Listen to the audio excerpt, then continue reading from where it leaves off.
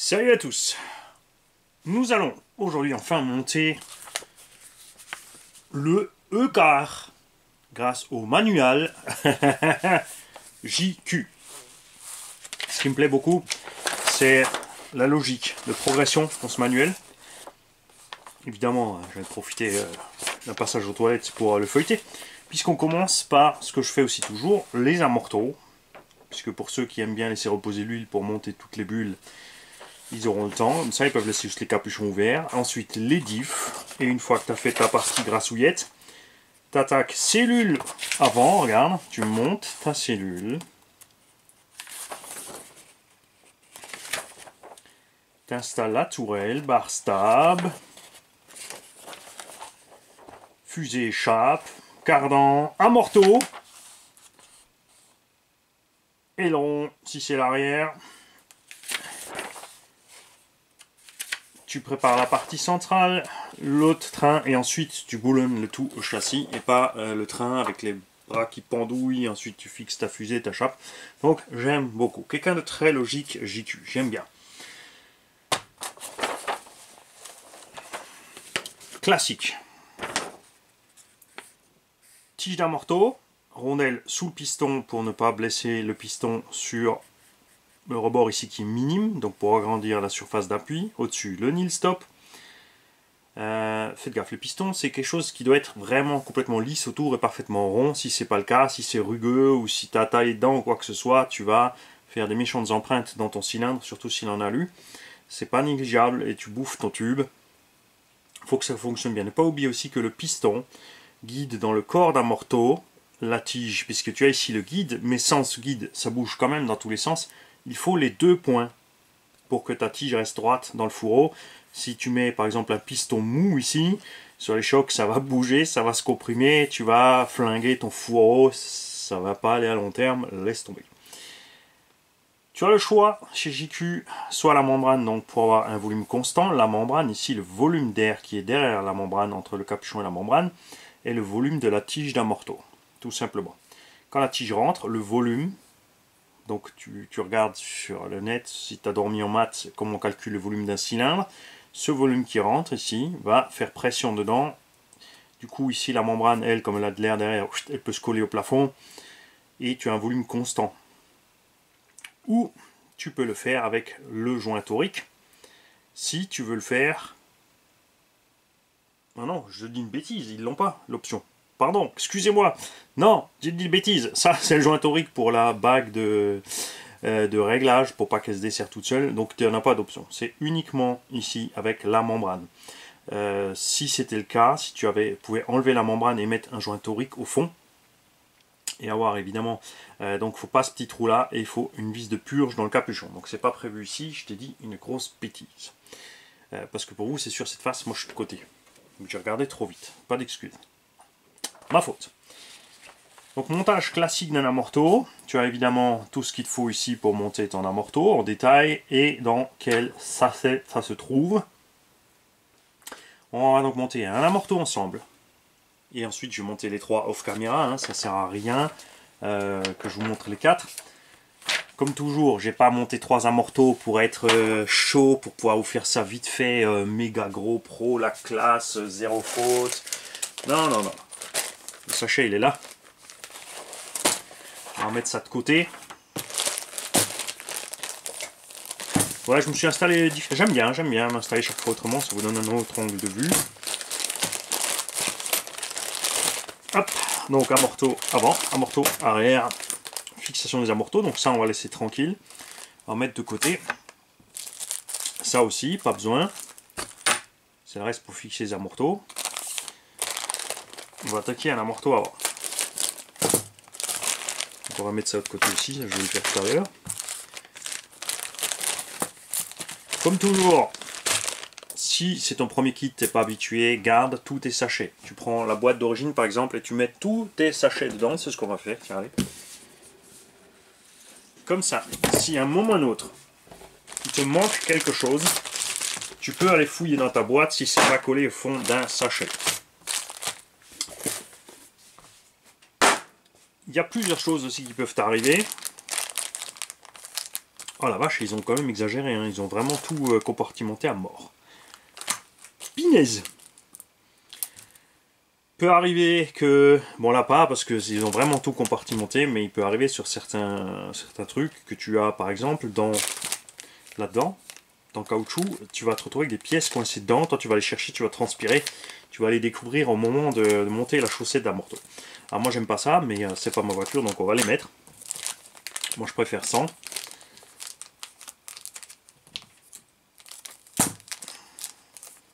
Donc on va sortir une tige d'un morteau. Ah, c'est pareil, hein, si t'es pas sûr de ton coup, tu sors juste le matériel que tu as besoin, tu laisses le reste de côté. Bon, nous on va pas s'emmerder, rien. On va couper tout ça. Bon, c'est rigolo parce que ça te prend du temps de couper tous les sachets. L'avantage pour eux, c'est que c'est clair au contrôle qualité de voir si tout est dedans, s'il ne manque rien pour l'utilisateur. Ça, c'est bien. Et ça permet à tout le monde aussi de s'en sortir avec les étapes, de prendre chaque pièce les unes après les autres. Donc c'est vraiment bien fait. Pour l'instant, je dois dire, rien que niveau emballage et logique de la notice, on est déjà mieux que beaucoup d'autres marques qui sont là depuis beaucoup plus longtemps.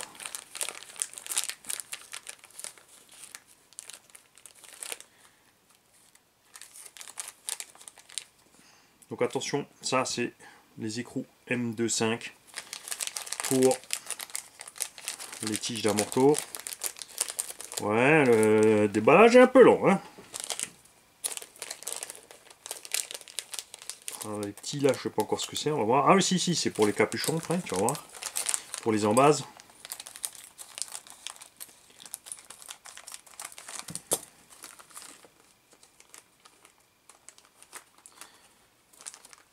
Les pièces en téflon, ce sont les guides de tige d'un morteau.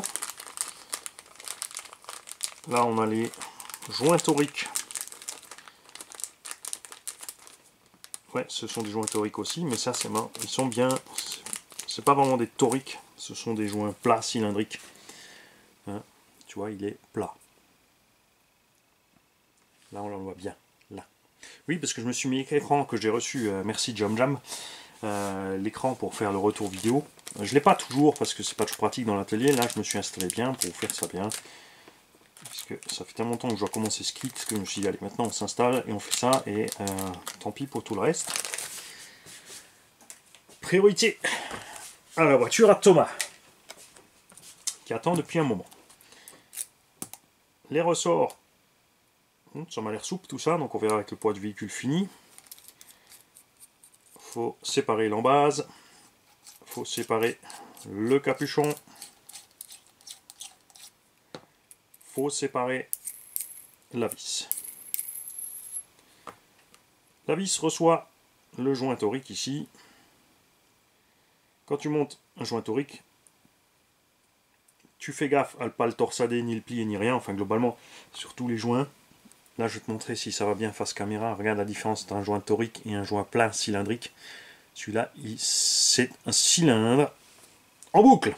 Alors que là, c'est un joint plat en boucle. Oui, les professionnels vont dire « Ah, mais c'est ci et ça », mais n'oubliez pas. Hein, ici, c'est la chaîne à Monsieur Tout-le-Monde. Et je veux que tout le monde comprenne de quoi on parle avec des mots simples. On a aussi beaucoup d'étrangers qui sont bienvenus ici. Pour eux aussi, ça doit rester simple. Si tu commences avec des mots techniques français, ils ne les trouveront jamais.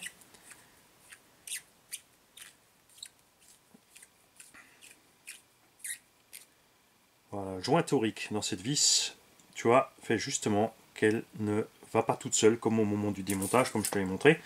Ça évite que ça se dérègle tout seul en roulant. Même si c'est rare, avec la pression du ressort, de toute façon, le filetage est bloqué. Mais bon. On a aussi déjà d'origine une petite empreinte dessus, pour ceux qui aiment compter les tours. C'est important.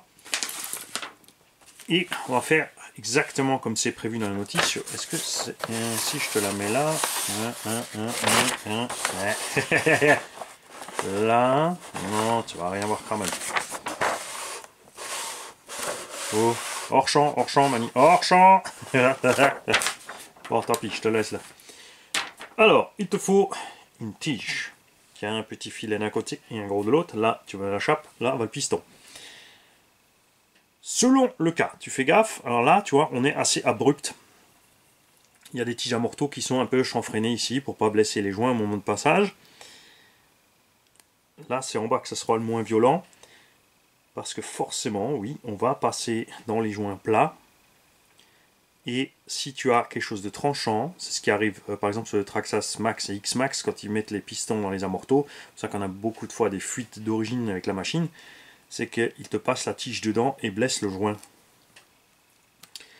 Tu mets la petite rondelle M25, donc ça c'est pareil, ça c'est un truc qu'on n'a pas couramment partout, hein. Tout le monde n'a pas ça dans sa caisse à outils, donc évidemment tu ne perds pas, du M3 c'est facile à trouver, M25 c'est déjà un peu plus complexe. Le piston, il n'a pas de sens. Parce qu'il existe plein de choses. Je vais te le montrer. Où est-ce qu'ils sont? Bougez pas, j'arrive. Je suis là. Il faut juste que je retrouve. Là, voilà. Exemple très simple de pistons qui ne sont pas parfaitement plats.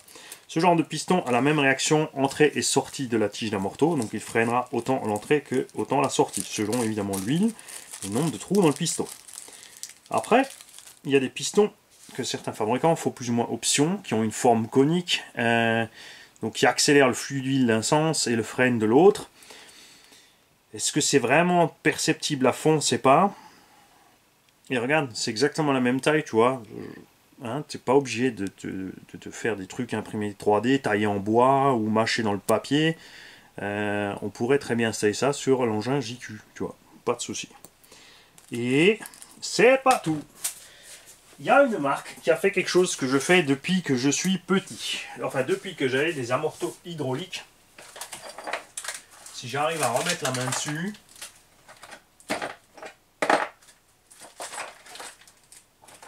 Ah, voilà. Regarde ce que j'ai dégoté. Par hasard, c'est un abo qui nous l'a envoyé. Parce que ça, c'est quelque chose que je fais moi-même. Depuis toujours. Après là, je suis devenu juste trop feignant sur les derniers engins. La suspension marche bien, donc il n'y a pas besoin. Tu peux te faire une pièce comme ça. Ça, c'est, tu vois, de la ferraille vraiment toute fine. Tu peux le faire en lexan. Tu n'es pas obligé de le faire en ferraille. L'avantage de la ferraille, évidemment, c'est l'épaisseur. En lexan ou autre, tu as le souci de l'épaisseur. Parce qu'il faut, quand tu mets ça dessus, que ton heel stop, quand tu l'as serré, il faut quand même que le caoutchouc de ton heel stop ici prenne le filetage. S'il ne le prend pas, il risque de se desserrer. Ça, regarde, tu couvres, par exemple, la moitié des trous avec. Si c'est au-dessus, qu'est-ce qui va se passer? Quand l'amorto va descendre, l'huile va pousser, ça va se plier, l'huile va sortir. Donc il ne va pas freiner ou à peine la descente. Et au moment par contre de compression, c'est bloqué dessus, l'huile ne passe pas dans les trous qui vont être bouchés. Résultat, tu durcis la suspension à l'enfoncement et elle est plus souple à la sortie. Si tu le montes en dessous, et ben tu vas faire l'inverse. Tu vas faire que l'amorto puisse rentrer facilement et sortir doucement. Donc là, tu vas limiter le rebond. C'est une solution très simple que j'ai utilisée longtemps déjà. Dès que j'avais des amortos hydrauliques, imagine, j'avais bricolé ça dans des plastiques, des amortos plastiques CVA Tamiya. Pour te dire, une simple petite languette de plastique que j'avais mis dedans pour faire cet effet-là.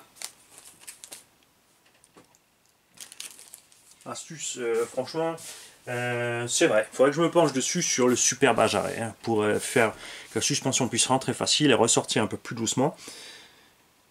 Ça pourrait être sympa. Sur un MT aussi, comme le Raminator par exemple, ça peut être bien. On pourrait assouplir la suspette à l'enfoncement et ensuite la laisser freiner doucement à la sortie. Pour ceux qui sautent, par contre, ça sera plutôt l'inverse. Ceux qui aiment bien faire des sauts, tu durciras à l'entrée de suspension, mais tu laisseras la suspension bien se détendre. Ça t'évitera certains problèmes. Évidemment, ça va te faire rebondir plus, mais c'est, enfin, si tu roules, évidemment, c'est sur le plat pour arriver sur les rampes, ça joue pas. Mais si tu es dans le tout-terrain, ta suspension pourra bien travailler en mode sauter, et quand elle va se détendre complètement en l'air, elle va bien freiner avant de taper sur le sol. Ensuite, il te faut une clé pour serrer ça. Beaucoup vont avoir un problème, parce que la tige va te tourner dans les mains. Il y a deux solutions. Tu peux le laisser comme ça, continue de monter l'amorto, puisqu'à un moment tu vas mettre la chape. Donc tu vas serrer aussi ta chape, donc tu auras de quoi tenir en bas et de quoi serrer en haut. Dans d'autres cas, tu utilises chiffon et pince, mais attention, attention, tu ne prends pas ta pince là ou n'importe où, tu prends toujours le plus bas possible pour une raison très simple, la partie basse ne va pas traverser les joints. Souvent il y a encore la coupelle d'amorto dessus, tu vois, tu perds ici une épaisseur d'1 millimètre ou 2, donc la tige d'amorto n'ira jamais à fond dans l'amorto. Il y a des marques même qui préconisent, on l'a vu, de prendre une pince coupante. Le fou est de prendre le dernier filet. Tout simplement. Regarde, ça tient super bien et tu n'endommages absolument rien puisque la chape ne va pas arriver à ce dernier filet ou juste un ras et ça, même s'il y a quoi que ce soit sur l'empreinte, ça lui fera pas de mal. Et ça t'empêche pas, tu vois. Voilà. Moi, personnellement, là c'est pareil, il y a toujours deux écoles. Hein. Piston bloqué ou pas bloqué. Moi, je préfère l'avoir légèrement débloqué.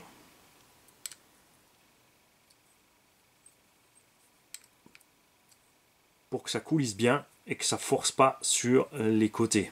Problème sur beaucoup d'amortos, et c'est le cas ici, regarde, le nil stop est à ras. On est à peine pris dessus. Donc là, c'est chaud. Là, vaut mieux serrer parce que sinon, il risque d'aller se promener tout seul. Il y a des amortos qui ont le filetage un peu plus long et il y a, on l'a vu chez Losi, c'est percé et tu as une vis à l'intérieur. Bon, ça c'est le truc qui se dessert vraiment le plus souvent de tout ce que j'ai vu. Hein. Et tu vois, ça fait pas la moindre trace ni rien du tout, où que ce soit. Après, tu prépares ton amorto. Là, c'est souvent la même chose, mais check quand même, parce qu'il y a des fois des pièges, il y a des marques qui ont changé l'ordre. D'habitude, on avait un joint torique. Enfin, un joint, un guide, un joint, un guide. Maintenant, des fois, ils font autrement, ils mettent qu'un joint, ils mettent qu'un seul guide. Tu trouves de tout. Donc tu fais gaffe, et eux, ils ont fait la version classique. Tu utilises un joint. Tu utilises un guide. Tu utilises un joint. Et il y a un guide qui est différent, c'est le dernier. Lui, dans ce cas-là, ils n'ont pas tous ça non plus. Hein. Tu vois, il est posé à plat, donc il va t'empêcher, quand tu vas serrer, d'écrabouiller les joints. Donc il va avoir une certaine pression, mais pas plus. Et il va les empêcher de bouger. Il y en a qui ont tout simplement 4 fois les mêmes, enfin 2 fois les joints et 2 fois les mêmes guides. Et ensuite le truc, hein, ça c'est vraiment chaque marque qui fait à sa sauce comme elle a envie. Et surtout, regarde. Ouais, je sais, vous avez fait des bons, mais je vous attendais au tournant. C'est de ce sens que ça se met. Parce que la bague ici, regarde, elle passe encore dans l'alu. Ça évitera, en cas de mouvement de la tige d'amorto dans le fourreau, parce que ça peut bouger quand même, regarde, que la tige ne frotte sur la ferraille. Tout simplement. Ensuite, là, tu peux mettre, avant de monter, tu peux baigner tes doigts dans la graisse.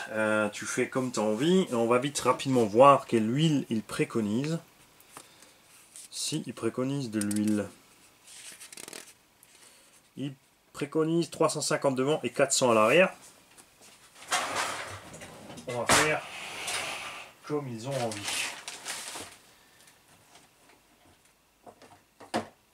Bouge pas. Bouge pas. Ah ouais, ça c'est quand on préparait mon petit Mani. Ne fais pas, je suis toujours là.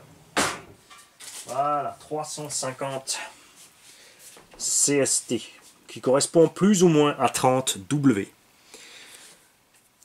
Plus ou moins, ça, exactement, ce serait 370 CST du 30 W. Donc à vous de trouver, c'est pareil. Hein. Si vous cherchez des correspondances, vous ne faites pas de mal. Vous mettez tableau correspondance W/CST et vous allez trouver des forums qui ont mis les tableaux en ligne. Il y en a qui sont dans du mal, qui ont même par marque, hein, ils ont mis tous les tableaux de toutes les marques. Là, moi j'y mets tout simplement une goutte dedans. Tu peux le faire avant, tu peux le faire après. Chacun son truc.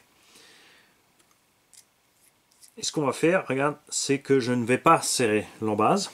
Quand tu serres, tu comprimes les joints, donc la tige va passer plus difficilement à l'intérieur. On va mettre déjà de l'huile dedans aussi.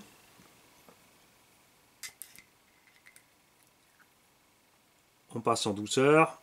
Tu vois, rien ne coince, ça marche à merveille. Là, tu serres. Un bon serrage bien fort à la main suffit normalement ici. Si tu n'es pas sûr, tu te mets un peu de l'eau petite. Pareil, hein, si tu veux prendre un outil, il va falloir prendre un chiffon, puisqu'il n'y a pas d'empreinte. Il y a des embasses comme ça sur certains amortos qui ont une empreinte. Tu contrôles que tout fonctionne toujours à merveille. Donc le piston ne coince pas dans le fourreau, la tige ne coince pas dans le fourreau, tout va super bien.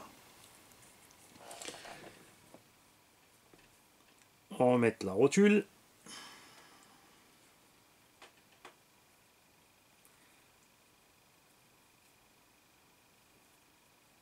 Alors j'ai découvert dernièrement que Udi fait un truc super marrant. Ils ont fait des embouts. Pas Udi. Mince. Ça se trouve sur R7im. Il y a une marque de... Sismic, c'est Sismic. Ouais, nos petits français. Ils ont eu toute une série d'idées géniales. Ils ont tout simplement fait des douilles qui vont dans ta visseuse pour que tu puisses tout simplement mettre la rotule dedans. C'est juste en fait des fentes de différentes tailles. Hein. C'est comme des noix de cardan si tu veux que tu mets dans la visseuse qui vont pouvoir t'entraîner ça pour le serrer. Là, on a serré à ras du filet, on va faire pareil sur tous les autres. Hein, parce qu'évidemment, si tu serres au dessert, tu vas allonger ton chemin d'amorto ou autre. Tu fais gaffe parce que si ici tu veux gagner de la hauteur en desserrant ta biellette, tu vois, ta tige rentre plus et ton écrou monte plus et tu risques de blesser évidemment la tige. Là, regarde à la hauteur à laquelle ça monte, on est à ras. Et maintenant, regarde, on va mettre la coupelle d'amorto. Ceci s'appelle la coupelle, hein, c'est en forme de coupelle. Tout simplement, enfin la coupelle de ressort inférieur, si tu veux détailler. Regarde, on est sous le ras. Tu ne dépasses plus. Voilà. On va préparer aussi le capuchon. Le joint torique. Dans quel sens ils nous le mettent, comme ça. Ça dépend des marques, ça c'est pareil. Hein. Il y en a qui sont plus ou moins bombés, il y en a qui sont plus ou moins petits, grands, renforcés derrière ou pas. Là c'est un petit joint tout plat, donc c'est prévu pour un mini volume.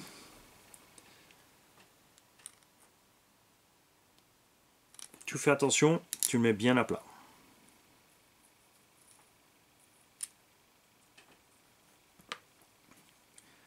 Voilà, on va le mettre dessus une fois à vide pour s'assurer qu'il est bien. Ouais, tout fonctionne bien.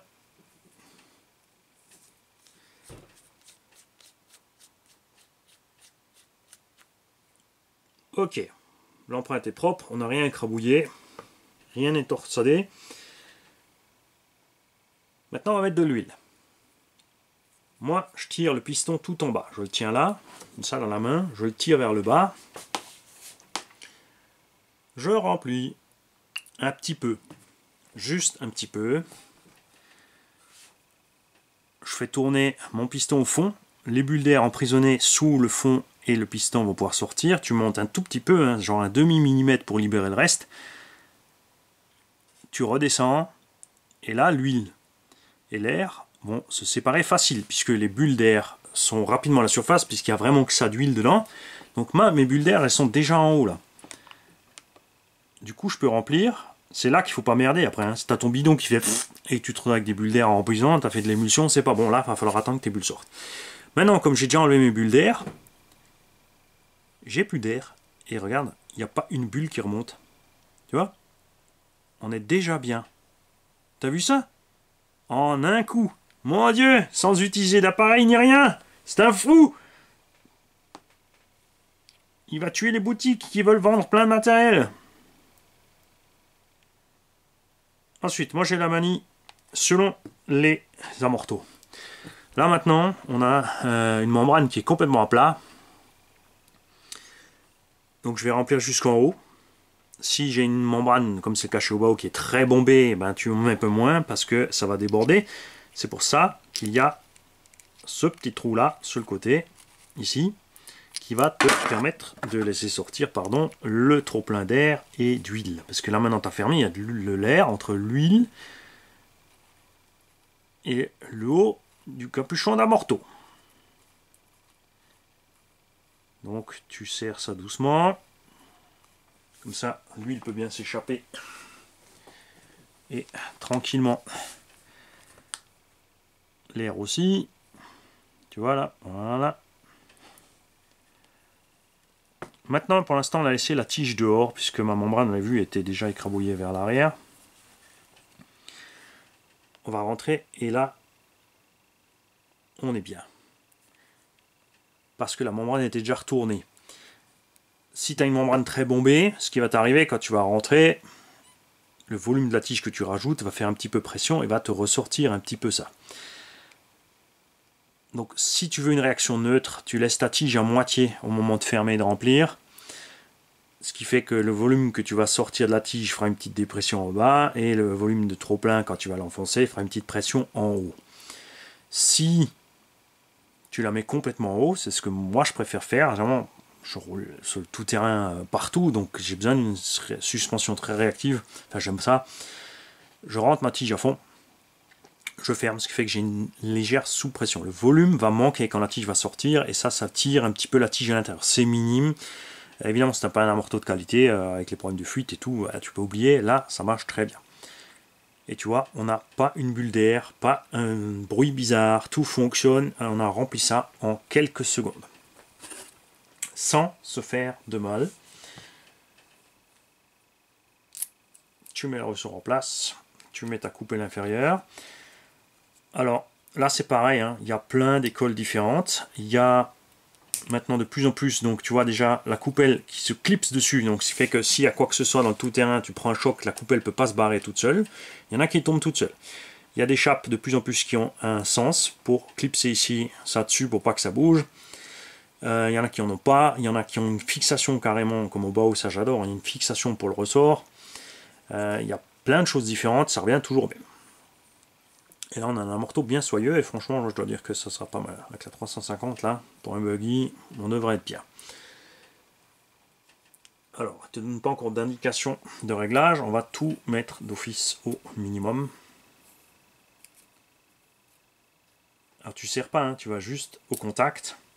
Comme ça après tu pourras compter tes tours quand tu feras ton réglage. Pour entrer la rotule c'est pareil, alors il y a des outils, il y a tout ce que tu veux. Tu peux prendre une pince, une vieille pince, sur laquelle tu auras disqué tout simplement les dents devant. Comme ça, elle sera complètement plate. Il y a des pinces qui sont déjà plates, et ce qui fait que tu n'endommages pas tes pièces au moment de les mettre dessus. Voilà. Un amorto de fait. Donc moi je vous laisse là. Donc c'est globalement la façon de monter typiquement un amorto de 1.8. Comme dit, il y a des marques qui ont des choses spécifiques. Là, c'est pas le cas, c'est très bien. Et des tutos comme ça, on en trouve plein sur le net et en français. Il y a Renaud Savoya qui fait des tutos pro. On a depuis longtemps RC Mag, Philippe Beury, Patrick Modélisme, le pionnier des chaînes YouTube professionnelles français. Il n'a jamais activé ses commentaires parce qu'il n'a pas le temps, il a une boutique à faire tourner, mais il s'est donné du mal, il a pris le temps de faire des vidéos hors d'heure d'ouverture du magasin pour le démarrage des thermiques, le nettoyage, tout, comment installer ci, ça, les diffs, tout. Et ça fait plus de 7 ans que cette chaîne existe, qu'il est en ligne. C'est pour ça qu'on a beaucoup d'entre nous, on sourit à l'annonce de certains professionnels qui a dit voilà, je fais ma chaîne parce qu'il n'y a pas de tuto en français sur le net pour comment faire. Mais oui, forcément, on en a rigolé, c'est rien de méchant, lui aussi je pense qu'il s'est fendu la gueule derrière quand il a vu les commentaires. Salut à tous, prochain épisode donc, différentiel, moi je vais vite monter mes amortos. Là on s'est pris le temps, on a mis quoi, 10-15 minutes, mais vraiment en papotant, en traînant, à vitesse réelle, il faut ouais, quoi, 2-3 minutes par amorto, pas plus. Le piège toujours est la routine. Et tu vois, là maintenant, moi j'aime pas mettre mes chaussettes d'amorto, je ne l'ai pas mis. Alors que Thomas, lui, peut-être qu'il les veut. Au passage aussi, on a les tiges déjà traitées en nitrate de titane. Donc nous, on va mettre la petite chaussette qui va bien. Tu fais gaffe à ne pas l'exploser. Tu peux la mettre avant de mettre tout ton bins, mais la plupart du temps c'est préconisé après, pour une raison très simple que je vais te montrer. C'est que la plupart du temps, c'est prévu de la laisser, tu vois, comme ça, sur la tige.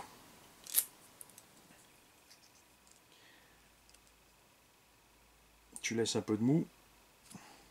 Voilà, ça va être dur parce que, voilà, la chape déjà se clipse difficilement.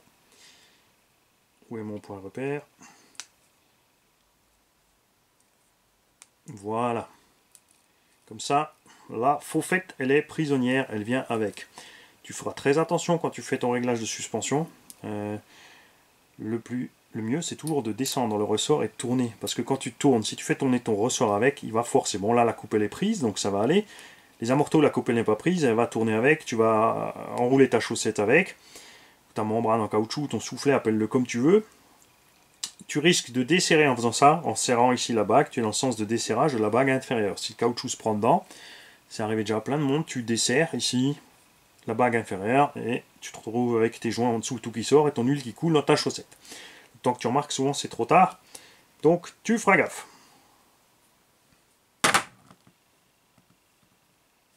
A tout de suite, enfin tout de suite, à demain pour les diffs.